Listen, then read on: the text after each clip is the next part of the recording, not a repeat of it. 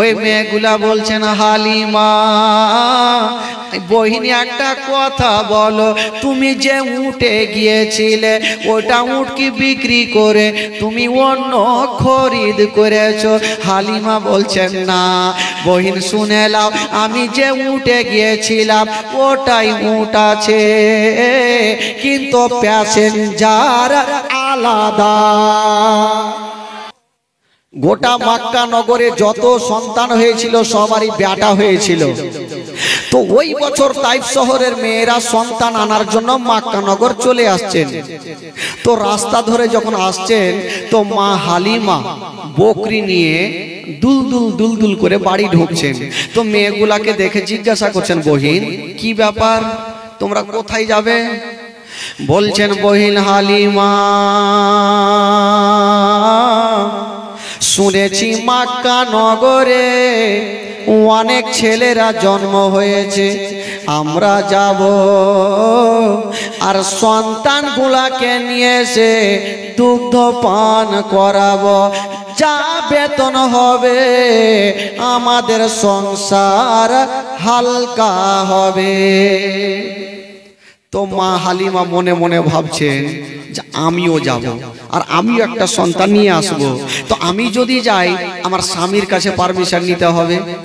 মা হালিমা এক পা দুই পা করে বাবা স্বামীর সামনে হাজির হয়ে গেল। মা হালিমার স্বামীর নাম ছিল বাবা হারিস। ওই হারিসের সামনে হাজির। বলছেন স্বামী গো,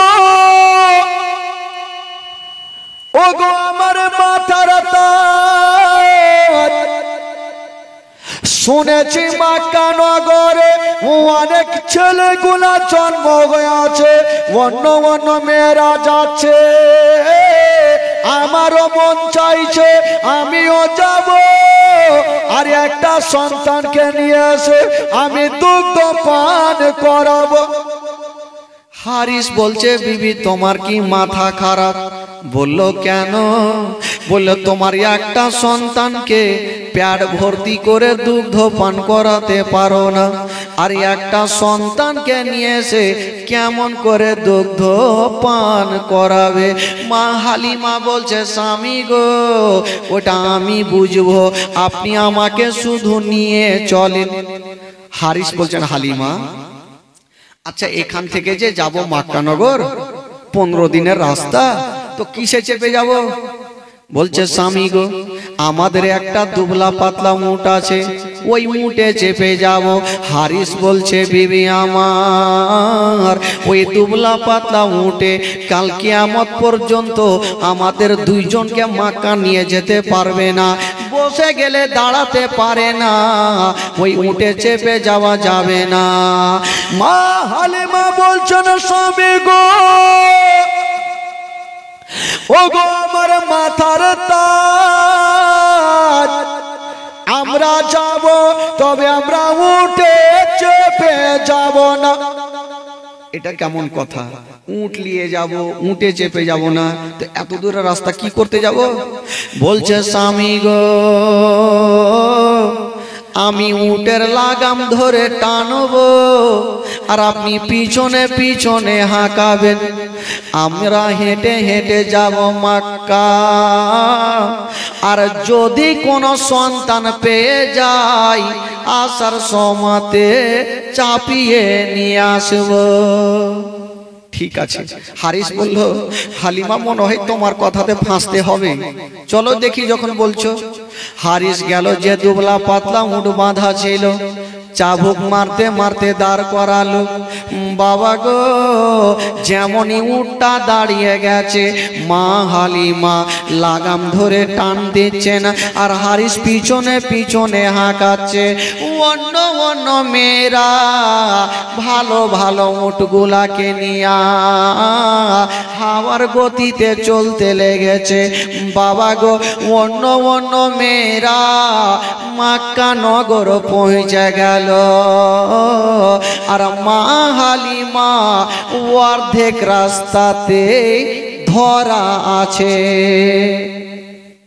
অন্য মেয়েরা মক্কানগর পৌঁছে গেছে ভালো তাজা মোটা উঠলি, আর মা হালিমা নিজের স্বামী কিনে অর্ধেক রাস্তাতে। তো মা হালিমা অর্ধেক রাস্তাতে থাক, এই যে মেয়েগুলা মক্কানগর পৌঁছে গেল, ওই মেয়েগুলার ঘটনা শুনেন আমার নবীকে কেটা নিয়ে আসবেন। আহ ভাই বন্ধুগণ বাবাজি আমার, অন্য অন্য মেয়েরা বাবা ভালো ভালো সন্তানগুলাকে কোলে নিয়ে চলে যাচ্ছেন। মা আমেনা আমার নবীকে বুকে করে নিয়ে ঘরের মধ্যে রেখে দিয়েছেন বাবা, আর বারান্দায় দাঁড়িয়ে আছেন আল্লাহ আমার সন্তানকে কেটা নিয়ে যাবে। একটা মেয়ে চলে আসিল, ও বহিন আমেনা তোমার বাড়িতে কোনো সন্তান আছে কিনা?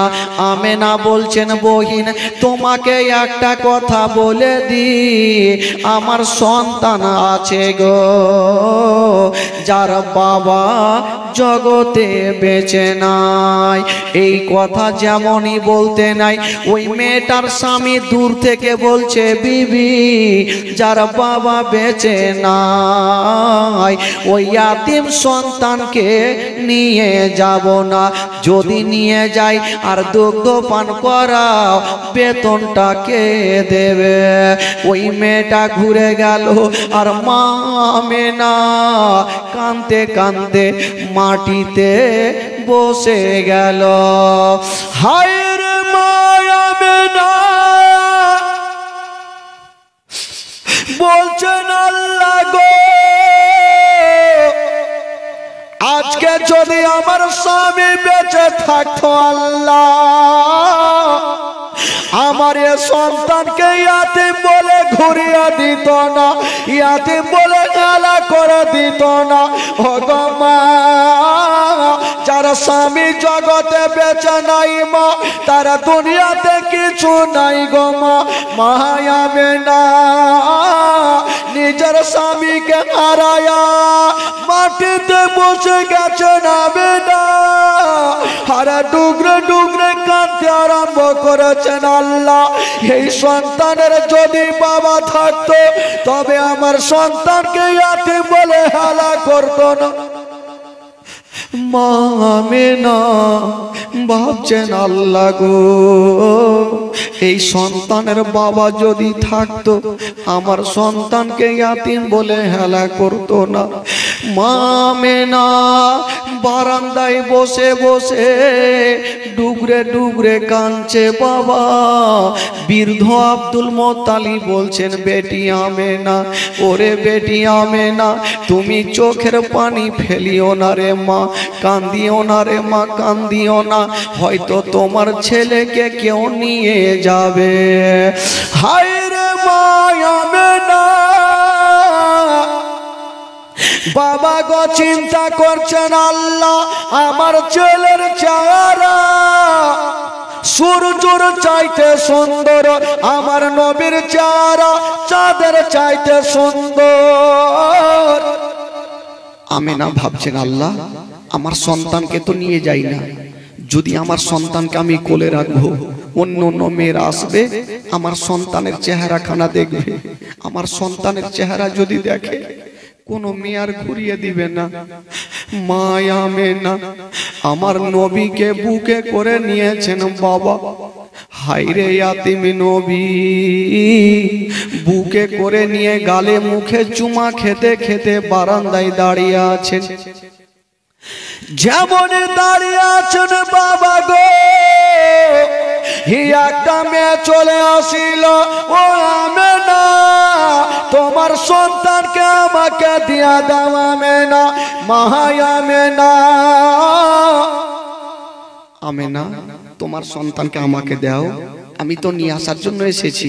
মা আমেনা ভাবছেন আল্লাহ আমার সন্তানের নসিবটা চমকে গেল, আমার সন্তানকে হয়তো নিয়ে যাবে আল্লাহ। মা আমেনা যেমনই কোলে দিয়েছেন বাবা, ওই মেয়েটা বলছেন আমেনা আচ্ছা বলো বেতন কেমন দেবে? মা আমেনা বলছেন বহিন তুমি বেতনের চিন্তা করো না, আমার বেটাকে নিয়ে যাও, আমি তোমাকে বেতন দিয়ে দেব। তবে বহিন একটা কথা তোমাকে বলে দি, আমার সন্তান তুমি দেখছো গো, এই সন্তানের বাবা বেঁচে নাই।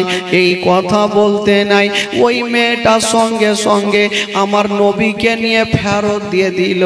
আমেনা যার বাবা বেঁচে নাই, ওই ইয়াতীম সন্তানকে নিয়ে যাব না।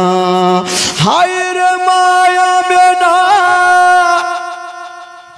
আমার নবীকে বুকে করে দিয়া যেন ডুগরে ডুগরে কাঁদতে লেগেছে না বাবা, চোখের পানি থামে না। মা গো, হায় রে আমেনার কান্না। আব্দুল মুত্তালিব বলছেন বেটি আমেনা তুমি চোখের পানি ফেলিও না রে মা, কান্দিও না রে মা, কান্দিও না, আমি সব সহ্য করিব, তোমার চোখের পানি দেখতে পারবো না। আমেনা বলছেন আব্বা, আব্বা গো, আমার স্বামী নাই বলে আমার সন্তানকে আবার ফেরত দিয়ে দিল আব্বা। মা আমেনা আমার নবীকে দেখছেন এইভাবে, চাঁদের মতো চেহারা, সূর্যর মতো চেহারা, আমার নবী মা আমেনার কোলে, আর মা আমেনা ডুবরে ডুবরে কাঁদছেন, আল্লাহ এই সন্তানের বাবা নাই বলি ইয়াতীম বলে হেলা করছে। যেই নবী না হলে আসমান জমিন সৃষ্টি হতো না, ওই নবীকে হেলা করে দিয়েছেন বাবা। মা আমেনা আমার নবীকে চুমা খাচ্ছেন গালে মুখে, আর বলছেন বেটা, ওরে লাডলা দুলারা, বেটা আমি কথা দিলাম আর কাউকে দেব না বেটা, আমি তোমার মা, আমি তোমাকে অন্তর ভরে আদর করব বেটা। আমেনা কাঁদছেন, আর বাবা গো মুখ দিয়ে একটা কথা বের হচ্ছেন, মা আমেনা কান্দে হায় রে, মা আমেনা কান্দে হায় রে, ছেলে বুকে করিয়া, কে বাজাবে আমার সোনার লালকে লইয়া, কে বাজাবে আমার সোনার লালকে লইয়া। মা আমেনা কান্দে হায় রে, মা আমেনা কান্দে হায় রে, ছেলে বুকে করিয়া, কে বাজাবে আমার সোনার লালকে লইয়া, কে বাজাবে আমার সোনার লালকে লইয়া। যত মেয়েগুলো এসেছিল তারা ফেরত ফিরে যাচ্ছেন, কি বলে শুনুন, কবি লিখেছেন, ও তাই যত হিয়াল নগরে,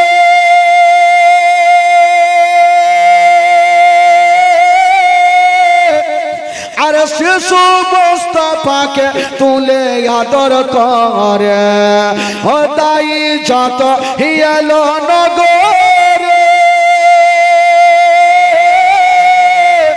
আর শিশু মুস্তাফাকে তুলে আদর করে, কোলে তারে ফিরিয়া দিল, কোলে তারে ফিরিয়া দিল, কোলে তারে ফিরিয়া দিল, কোলে তারে ফিরিয়া দিল, গরিবি তুমি বলিয়া, কে বাজাবে আমার সোনার লালকে লইয়া, কে বাজাবে আমার সোনার লালকে লইয়া। মা আমেনা কান্দে হায় রে, মা আমেনা কান্দে হায় রে, ছেলে বুকে করিয়া, কে বাজাবে আমার সোনার লালকে লইয়া। আমেনা ভাবছেন আল্লাহ আমার সন্তানকে যখন নিয়ে গেল না, আমি মা আর কাউকে দেব না আল্লাহ, আমি মা আমার সন্তানকে আদর করব। আজকাল মা বোনেরা আছেন ভাই, যদি তার সন্তান ন্যাংরা খোড়া আর যদিও কিছু বের হয়, আমার মা বোনেরা কখনো ফেলবে না, মা বোনেরা ধুলা ঝেড়ে ওই সন্তানকে বুকখানে নেবে। সন্তানকে যতক্ষণ মা আদর যত্ন না করবে মায়ের মনটা ফ্রি হবে না। মা আমেনা আমার নবীকে বুকে লাগিয়েছেন আর কাঁদছেন আর বলছেন বেটা, ওরে লাডলা দুলারা কলেজার পাড়া, বেটা আমি কথা দিলাম কাউকে দেব না বেটা, আমি তোমার মা, আমি তোমার অন্তর ভরে আদর যত্ন করব। কবি লিখেছেন বাবা, ও দেব না দেব না কাউকে,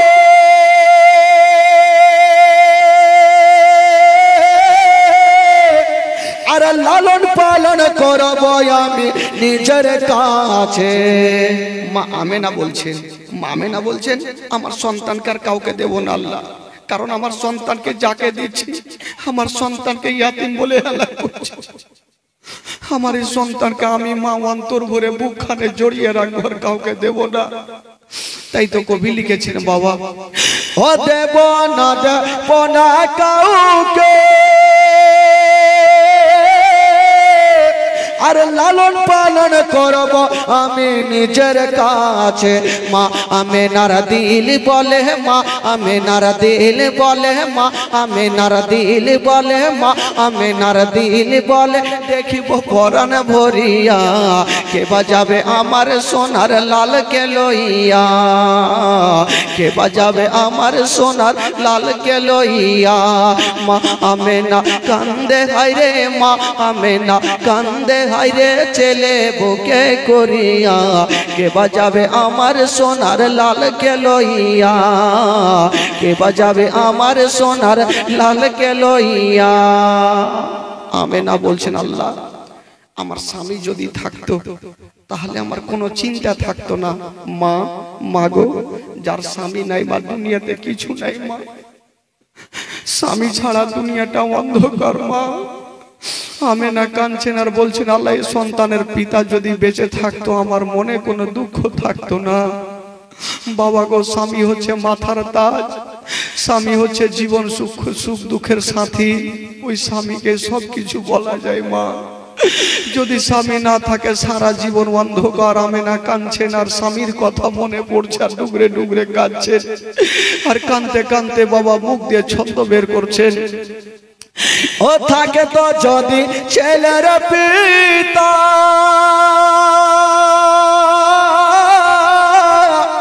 আর হাজার দুঃখ ঘটনা মোর দিলে ব্যথা। আমেনা বলছেন আজকে যদি ছেলের পিতা থাকতো আমার মনে দুঃখ হতো না। কবি লিখেছেন বাবা, ও থাকে তো যদি ছেলের পিতা,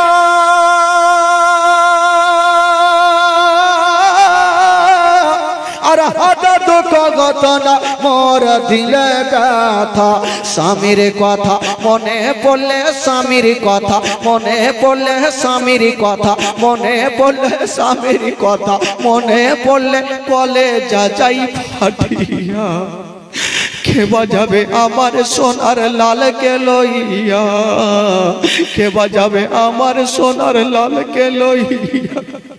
আমেনা স্বামীর কথা মনে পড়ে গেছে, আমেনা ডুবরে ডুবরে মা আমেনা বলছেন আল্লাহ গো আমার সন্তানকে কেউ নিয়ে গেল না।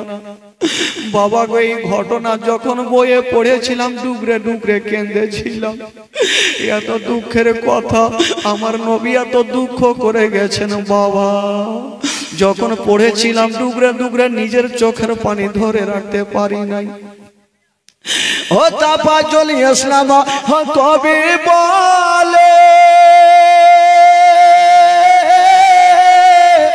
আর শোনো সবাই বসে দলে দলে, এই ঘটনা বললে পারে, এই ঘটনা বললে পারে, এই ঘটনা বললে পারে কলে যাই ফাটিয়া, কে বাজাবে আমার সোনার লালকে লইয়া। আমেনা ডুগরে ডুগরে কাঁদছে। বাবা গো যত মেয়েগুলা এসেছিল যাদের বাপ মা বেঁচে আছে ভালো ভালো সন্তানগুলাকে নিয়ে চলে গেল, আমার নবীকে কেউ নিয়ে গেল না। মা আমেনা আমার নবীকে বারান্দায় গালে মুখে চুমা খাচ্ছেন বাবা, আর ঘরের মধ্যে রেখে চলে আসলেন। মক্কা নগরে যত মেয়েগুলা সন্তান আনার জন্য এসেছিল সব মেয়েগুলা চলে গেল, আমার নবী ছাড়া আর কেউ নেই বাবা।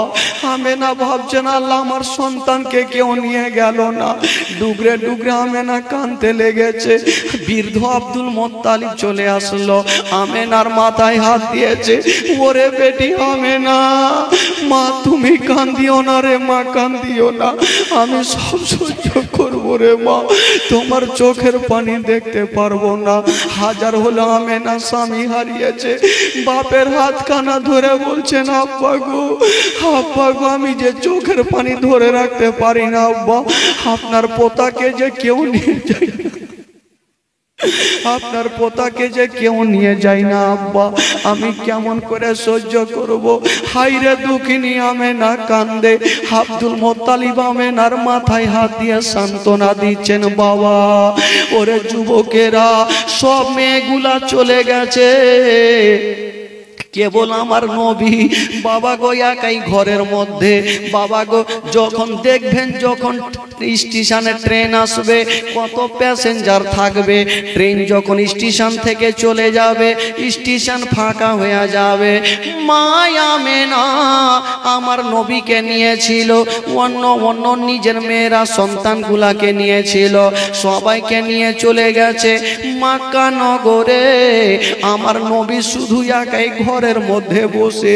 মা আমেনা আমার নবীর কাছে থাকতে পারলেন না, বারান্দায় ঘুঙুরটা টেনে দিয়েছেন। বাবা এইভাবে মুখটাকে ঢেকে নিয়ে আমেনা মাথাটা নিচু করে ডুগরে ডুগরে আমেনা কাঁদছে।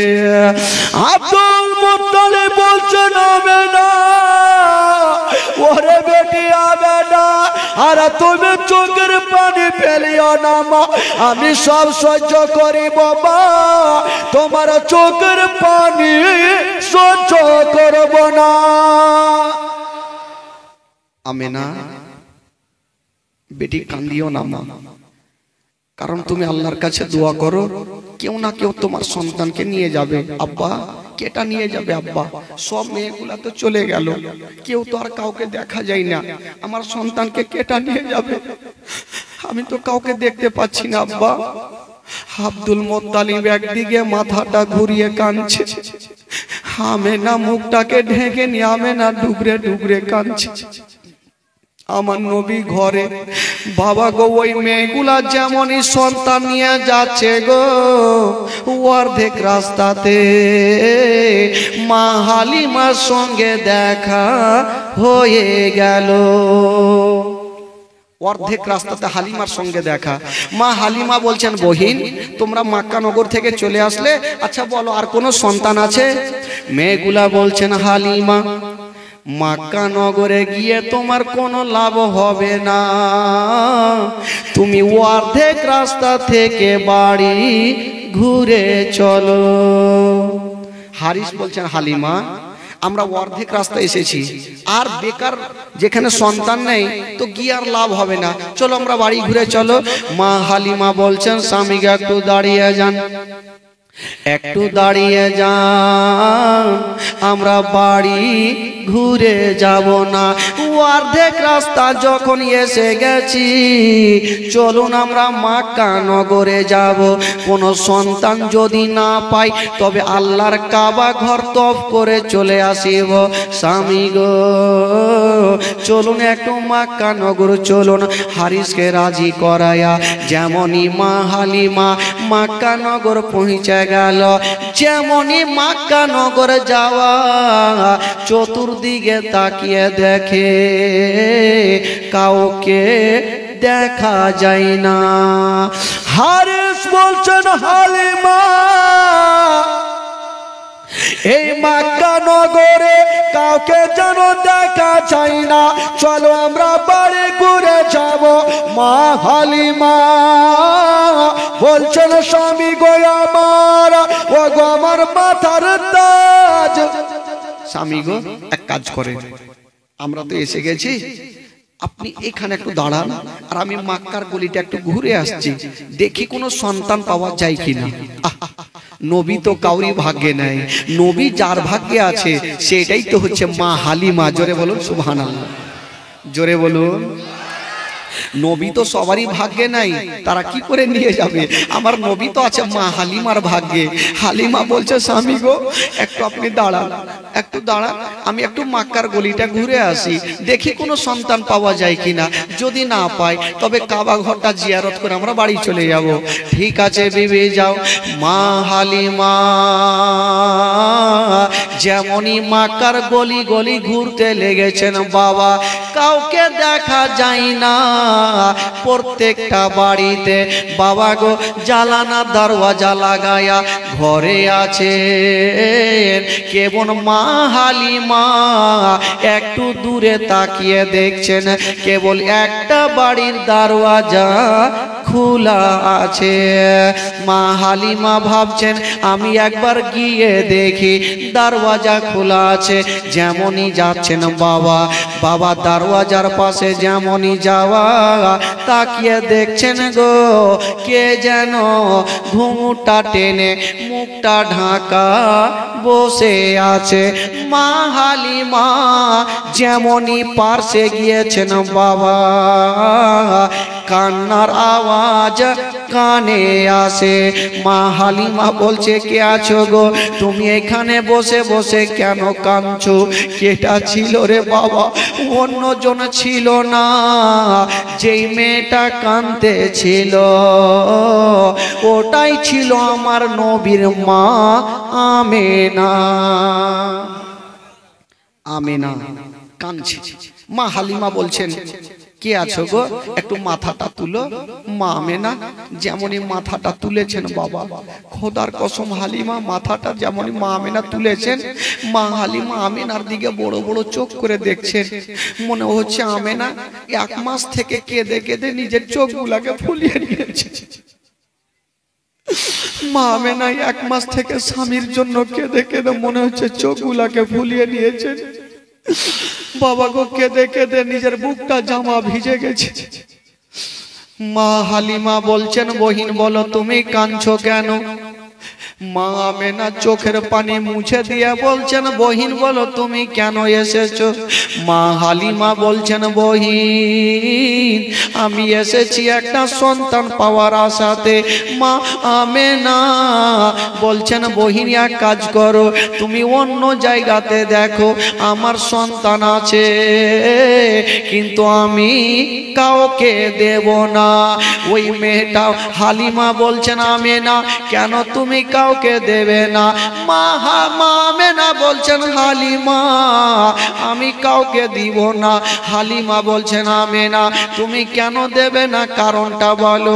বলো আমি এই জন্য দেব না, আমি কয়েকটা মেয়েকে আমার লাডলাকে দিয়েছিলাম, আমার সন্তানকে ঘুরিয়ে দিয়েছে, আমি আর কাউকে দেব না। মা হালিমা বলছেন আমেনা আচ্ছা কারণটা কি বলো? বলছেন হালিমা আমার সন্তান আছে গো, আমার সন্তানের বাবা বেঁচে নাই। হালিমা আমার সন্তান আছে কিন্তু সন্তানের বাবা নাই। দূর থেকে হারিস বলছেন হালিমা যার বাবা বেঁচে নাই ওই ইয়াতিম সন্তানকে নিয়ে যাব না, ঘুরে চলে আসো। আব্দুল মোত্তালিব কাঁদতে কাঁদতে সহ্য করতে পারলেন না, এসে হালিমার হাতখানা ধরেছে। বেটি হালিমা রে, ওরে বেটি হালিমা তুই আমার বেটির মতো রে মা, তুমি বেতনের চিন্তা করিও না, আমার পোতাকে নিয়ে যাও। আমি আব্দুল মোত্তালিব কথা দিলাম তোমাকে আমি ডবল বেতন দেব, বেতনের চিন্তা করো না হালিমা। মা হালিমা বলছেন আব্বা গো ঠিক আছে আমি নিয়ে যাব। মা হালিমা বলছেন স্বামী গো ও গো আমার মাথার তাজ, যখন এত দূরে চলে এসেছি এ আমেনার সন্তানের চেহারা যতক্ষণ না দেখে নিব আমি বাড়ি যাব না। স্বামী গো এত দূর যখন চলে এসেছি একটু তো আমেনার বেটার চেহারা খানা দেখবো। হায়রে আমার নবীর চেহারা। মা হালিমা বলছেন আমেনা একটু আমাকে ঘরে নিয়ে চলো। মা আমেনা হালিমার হাতখানা ধরে যেন ঘরে নিয়ে গেল। মা আমেনা আমার নবীকে বুকে করে নিয়েছেন, মা হালিমার সামনে রেখেছেন। হায়রে আমার নবীর চেহারা, আসমানের চন্দ্রতে দাগ আছে, আমার নবীর চেহারাতে কোনো দাগ নেই।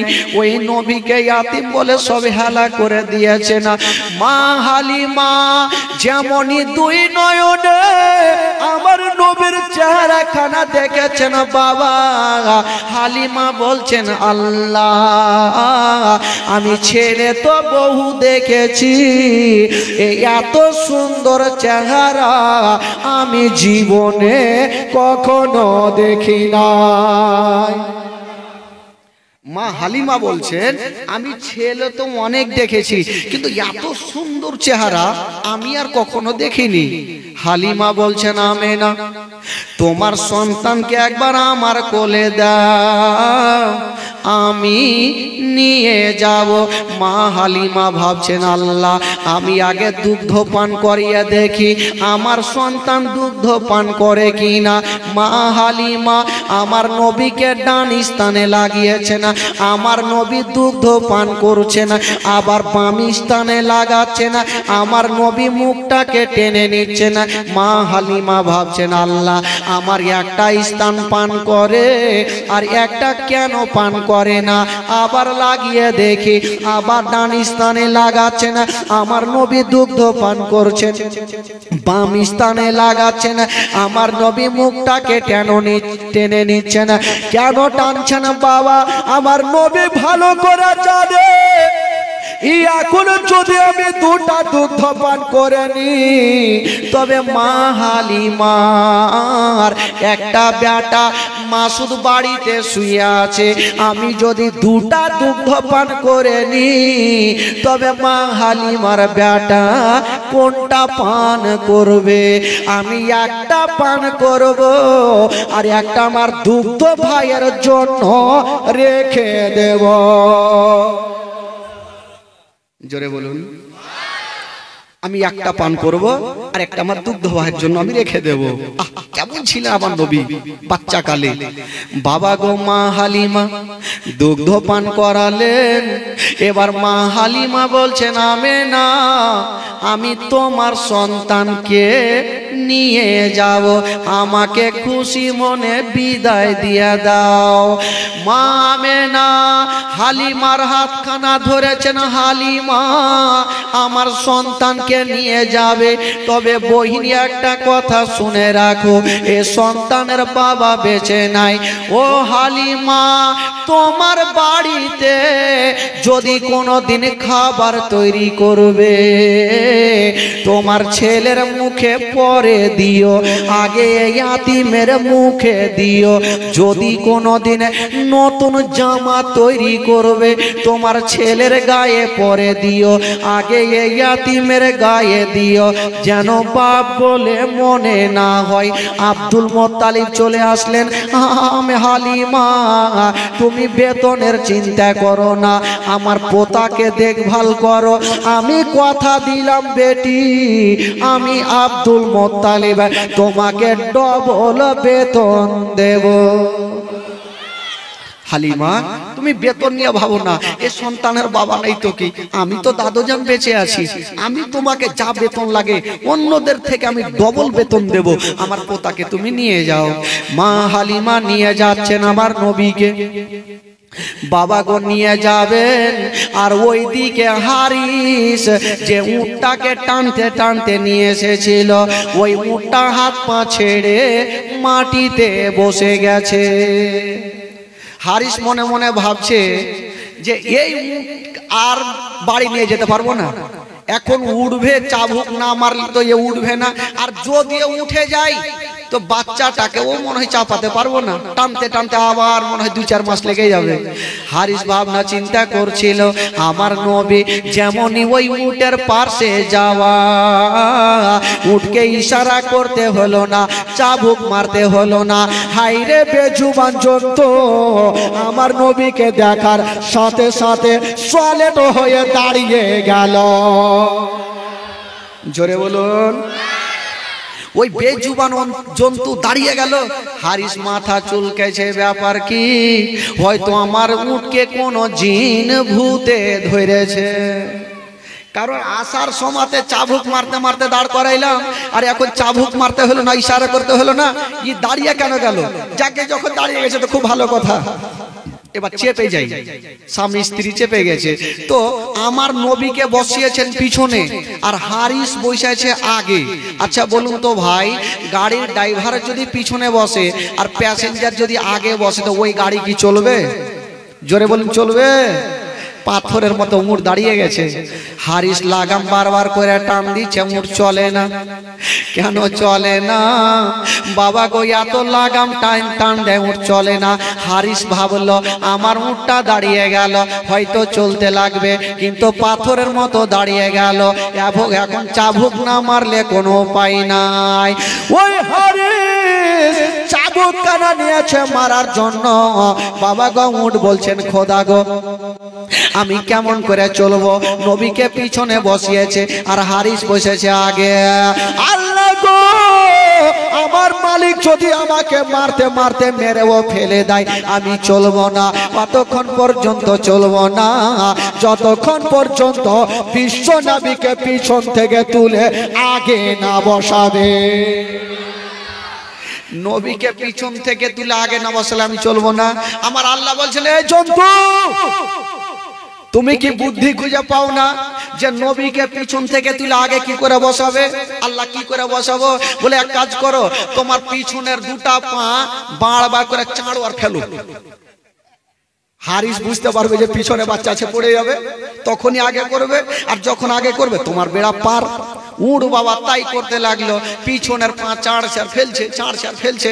হারিস মনে মনে ভাবলো, এ আমার উটকে মনে হয় মারাত্মক জিন ভূতে ধরেছে, না হলে পা কেন চাড়াচাড়ি করে?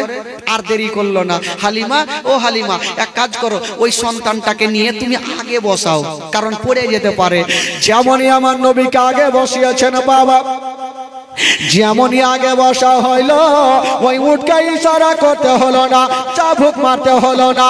হাইরে বেজুবান জন্তু হাওয়ার গতিতে চলতে আরম্ভ করে দিল। এত জোরে চলতে লেগেছে, আর হারিস লাগাম থামতে পারে না, হাওয়ার গতিতে চলছে। হারিস বলছে মারাত্মক জিন ভূতে ধরেছে, পয়রা মরবো। আর থামে না ভাই, এত জোরে চলতে লেগেছে গো। ওই যে আসার সময়তে অর্ধেক রাস্তাতে মেয়েগুলার সঙ্গে দেখা, ওই মেয়েগুলার সঙ্গী হয়ে গেল। ওই মেয়েগুলা বলছেন, হালিমা বহিনী একটা কথা বলো, তুমি যে উঠে গিয়েছিলে ওটা উট কি বিক্রি করে তুমি অন্য খরিদ করেছো? হালিমা বলছেন, না বহিন শুনে নাও, আমি যে উঠে গিয়েছিলাম ওটাই উট আছে, কিন্তু প্যাসেঞ্জার আলাদা। জোরে বলুন, দুই হাত তুলে বলুন সুবহানাল্লাহ। বাপরে, হাত তুলতে পয়সা লাগছে নাকি? গোটা মাজমা যারা নবীকে ভালোবাসে হাত তুলে বলুন সুবহানাল্লাহ। বলুন ইয়া রাসূলুল্লাহ, নারায়ে তাকবীর, নারায়ে রিসালাত, নারে হায়দারি। সুবহানাল্লাহ। উট চলতে লাগলো, সব মেয়েগুলা পিছনেই থাকলো, আর মা হালিমার উট আগে বাড়ি পৌঁছে দিল। জোরে বলুন সুবহানাল্লাহ। মা হালিমা বলছেন, আমার ঘর অন্ধকার ছিল, এই ছেলেকে যেমনই নিয়ে ঢুকলাম, তো আমার ঘরখানা এই ছেলের নূরে আলো হয়ে গেল। জোরে বলুন। এই জন্য তো কবি লিখেছেন বাবা, ও নবী গেলেন মা হালিমার ঘরে, মা হালিমার ঘর আলোকিত হলো, মা হালিমা বলে খোদা রহমত করে, মা হালিমা বলে খোদা রহমত করে, আমার করে দেখো এলো নবীর খাজানা, তোমার আম্মা আমেনা গো তোমার দুধ মা হালিমা, তোমার আম্মা আমেনা গো তোমার দুধ মা হালিমা। দয়ার নবীজি আমরা তোমায় বলতে পারি না, তোমার আম্মা আমেনা গো তোমার দুধ মা হালিমা, তোমার আম্মা আমেনা গো তোমার দুধ মা হালিমা। আল্লাহ উম্মা সাল্লি আলা মাওলানা মুহাম্মদ ওয়ালা আলে সাইয়্যিদানা ওয়ালা আলে।